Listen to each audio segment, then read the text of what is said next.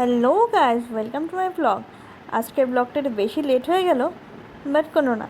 তো আগের পার্টে দেখেছো অ্যাওয়ার্ড ফাংশনের নাইট, আর আজকে আমরা যাব দু জায়গায় ঘুরতে, সেটা হচ্ছে নিনবিন আর হোয়ালো। তো সকাল সকাল স্নান করে আমরা রেডি হয়ে নিয়েছি, এবার আমরা বেরিয়ে পড়বো বাসের উদ্দেশ্যে। তো আমরা ছিলাম বাস 2-তে, বাট এখানটায় আদার্স অনেক ছিল, মানে আমাদের গ্রুপের কেউ ছিল না। তো ফার্স্ট তো আমাদের বোর লাগছিলো, বাট তারপর আমরা চেঞ্জ করে বাস 3-তে চলে গেছি, যেখানে আমাদের টিম মেম্বার্সরা ছিল।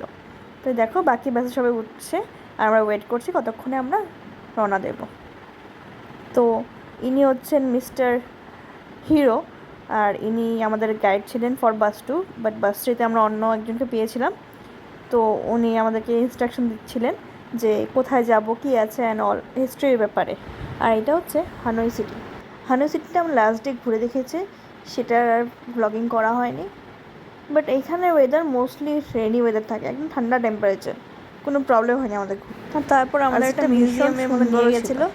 এই দেখো আমাদেরকে দিয়েছিল ভিয়েতনামিজ টি খেতে, যেটা একদম খেতে বাজে ছিল। বাট এখানটায় সব কিছু না made of bamboo and charcoal ছিল। এদের স্পেশালি কোকোনাট, ব্যাম্বু, চারকোল এগুলো দিয়ে বানানো। তো ইনি আমাদের ডেমনস্ট্রেশন দিচ্ছেন যে ব্যাম্বুর প্রোডাক্ট কী হচ্ছে, এগুলো আমাদের ডেমনস্ট্রেশন দিয়ে দেখিয়েছে। তো এখানে এরপরে আমাদের নিয়ে যাই সুপার মার্কেট, যেখানে everything product is made up of bamboo and coconut. আর এটা যে বেল্ট দেখছো, এটা ওনারা ক্লেম করছে যে এটা পরলে বডি টেম্পারেচার হিট করে, বিকজ এটা আমার চারকোল স্টোন আছে, আর বডি পেন রিডিউস করে। ওখানটায় ডেমোর জন্য দুজনকে পরিয়েও দেখেছিল। আর সুপার মার্কেটে গিয়েও এটা ব্যাম্বুর বেড ছিল, এখানটা গিয়ে ওদের ইয়ারকি চালু হয়ে গেছিলো, গিয়ে জাস্ট শুয়ে পড়েছিল। আর এই দেখো একটা পুচকু, ও খুব এনজয় করতো পুরো ট্রিপটা। ইনফ্যাক্ট আমরা সবাই মিলে ওখানটায় ট্রিপটা, অনেক বাচ্চা কাচ্চা ছিল, সবাই খুব ফ্রেন্ডলি ছিল, খুব ভালো লেগেছে। আর তোমাদেরকে যেমন বলেছিলাম আমরা বাস চেঞ্জ করে বাস 3-তে এসেছি, এই দেখো আমরা বাস 3-তে এসেছি, এই দেখো এখন চিনতেই পারবে তোমরা সবাইকে, সবাই আমাদের নিজেদের লোক। এই যে মিস বিন্নি, সে এখন চকলেট খেতে ব্যস্ত, আর তিন্নি ওই দিকটায় আছে, সে ওর পাপার সাথে বসেছিল তিন্নি। তো এই বাসে এসে অ্যাকচুয়ালি আমাদের আর বোর লাগেনি, খুব এনজয় করেছি। আর কথা বলতে বলতে আমরা পৌঁছে গেছি হোয়ালো। মেইনলি মাউন্টেন্স দিয়ে কাভার্ড, আর এখানে ওয়েদারও একদম রেনি ওয়েদার ছিল, আর জায়গাগুলো দেখতেই পাচ্ছ ভীষণই সুন্দর। আর এখন আমরা যাব কিংস টেম্পলে।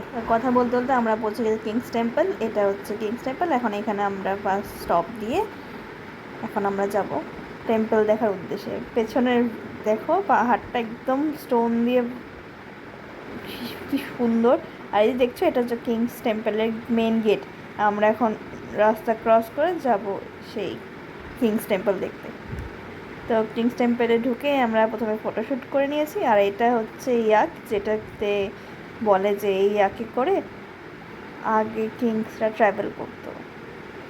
আর দেখছি ভীষণ ভিড় ছিল, মোস্ট অফ দ্য ট্যুরিস্ট আমাদের লোকে ছিল। দেখো বাইরের রাশিয়ান কান্ট্রিজ, অস্ট্রেলিয়ান অনেক ছিল, তাদের সাথে আমাদের আলাপ হয়েছে, বেশ ফ্যামিলির সবাই ছিল, আর গাইডরা। আর এই দেখো এটা হচ্ছে কিংস টেম্পলের ভিতরটা। এখানটায় বেসিক্যালি এটা কিংসের মূর্তি রাখা, তারপর এখানটা অনেক কিছু অফারিংস দেওয়া। তো এখানের সিস্টেমটা ঠিক বুঝিনি, বাট এখানটা ওরা যা যা খায় সব কিছু কিংসকে প্রোভাইড করে। In fact fruits, choco pies, and most interestingly they also offers beers. তো যাই হোক, সেটা ওদের রিচুয়ালস, ট্রেডিশনস, সেটা নিয়ে কিছু বলছি না। বাট এই দেখো এই পন্ডটা, এটার মধ্যে মাছগুলো দেখো না কী সুন্দর, কি বড় বড়। আমরা যেমন অ্যাকোয়ারিয়ামে রাখি গোল্ডফিশ, সেরকম টাইপস, বাট এটা গোল্ডফিশ ছিল না। তো কিংস টেম্পল থেকে বেরিয়ে বাকি ওভারঅল প্লেসটা আমরা ঘুরে নিয়েছিলাম, সব কিছু সুন্দর, but almost same thing. They only pray to their kings only, মানে ওখানটায় কোনো স্পেসিফিক সেরকম গড বলে কিছু নেই। আর ওই জায়গাটা দেখো, এই ভিউটার কথা বলছিলাম, কি সুন্দর না, মনে দাঁড়িয়েই থাকি। এই ভিউটার মধ্যে খুব অনেক সুন্দর সুন্দর ফটোশ্যুট হয়েছে। এখানটায় আমাদের 2 আওয়ার্সের মতন হল্ট করিয়েছিল। তো সেই মোমেন্টে ফটো তো তুলেছি, বাট জায়গাটা এনজয় বেশিক্ষণ করতে পারিনি, কারণ আমাদের তখন ভীষণভাবে লাঞ্চ টাইম পেরিয়ে গেছিলো আর খিদেও পেয়েছিলো।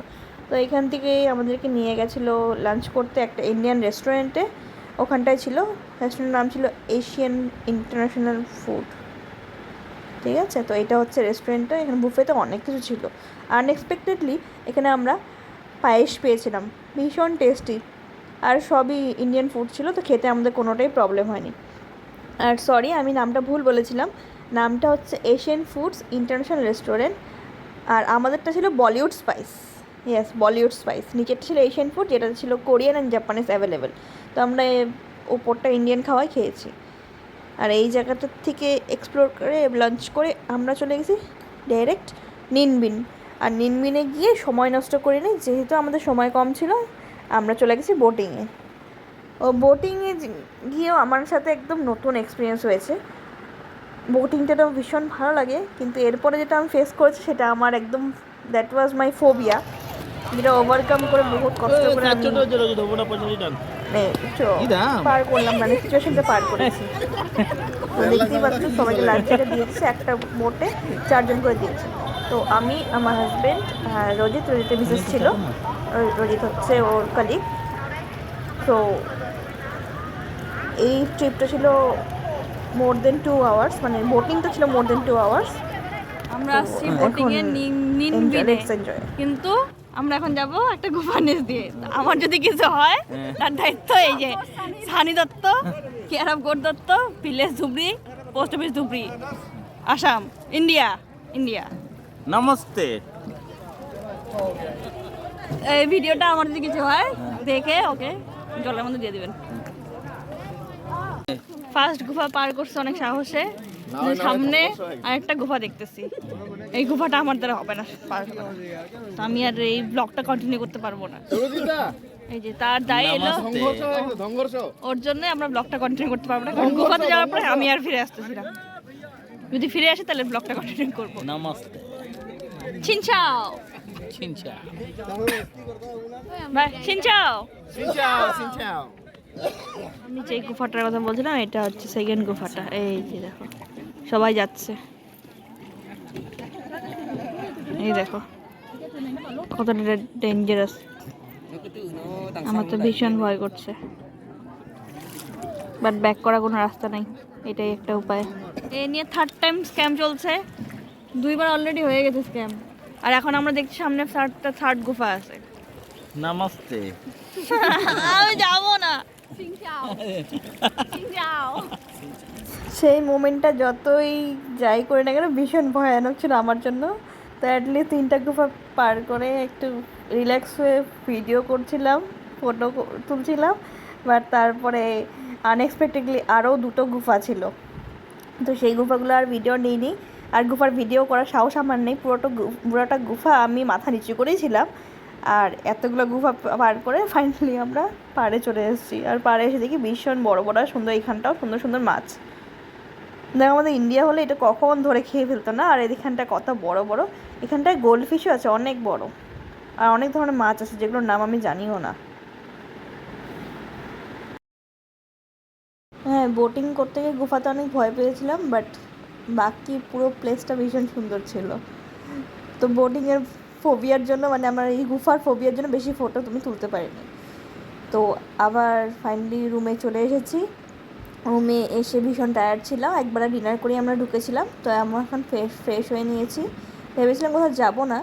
এই দেখো, তোমাদের বলেছিলাম রাত্রের ভিউটা দেখাবো, এটা হচ্ছে রাত্রের ভিউ। আমরা ছিলাম 26th ফ্লোরে, ভীষণ সুন্দর ভিউ ছিল। আমি এখনও মাঝে মাঝে ফিল করি জায়গাটা, মানে খুব মিস করি। তো ভেবেছিলাম কোথাও যাবো না, খুব টায়ার্ড, বাট এখন এই বাকি দাদারা কল করলো যে সবাই মিলে ট্রেন স্ট্রিটে বেড়াতে যাবে। তো এখন বাজছে রাত্রে 11টা। ইচ্ছে না নেই বলবো না, ইচ্ছে ছিল। তো এত দূর এসেছি ঘুমানোর জন্য তো না, ঘুরতে, তাই রেডি হয়ে নিয়েছি। রেডি হয়ে এখন আমরা যাব ট্রেন স্ট্রিটে ঘুরতে। তো এটা ছিল আমার রাত্রের লুক। প্লিজ ইগনোর দ্য ব্যাকগ্রাউন্ডটা পরিষ্কার করার সময় পাইনি। তো এটা রাত্রের লুক। আমরা রেডি হয়ে এখন বেরিয়ে পড়বো। এই দেখো, আমরা দুজনে রেডি হয়ে নিয়েছি। আর যখনই রেডি হই আমি বাথরুমে গিয়ে ক্লিপ টানতে ভালোবাসি, কারণ বাথরুমটা ভীষণই সুন্দর ছিল, আমার খুব পছন্দ হয়েছে।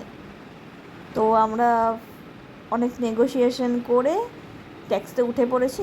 এখানে না সবাই left hand driver, I think India ছাড়া বাইরের সব দেশে লেফট হ্যান্ড ড্রাইভার, আমার জানা নেই, তোমরা যদি জানো নিশ্চয়ই বলবে। এটা ছিল ভিয়েতনামের night life, not so happening but still সুন্দর ছিল।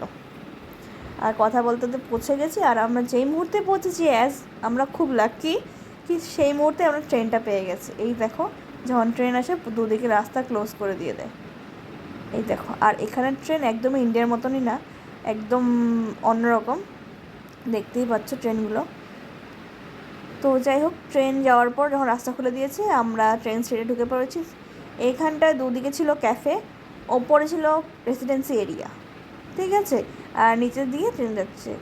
এইগুলো এতদিন তো মুভিতে বা টিভিতে দেখেছি, আজ নিজের চোখে দেখে ভীষণ ভালো লাগছে। আর ওদের এখানে ডগি বলতে এই ব্রিডটাই পাওয়া যায়, কি কিউট না, একদম পাপ্পির মতো, একদম কিউট সফট টয়েজের মতো লাগছে। আর এই দেখো এখানটা আমরা ইন্ডিয়ান পেয়ে গেছি, ওরা ছিল সাউথে, তো তাদের সাথে একটু কথা বলে নিয়েছিলাম।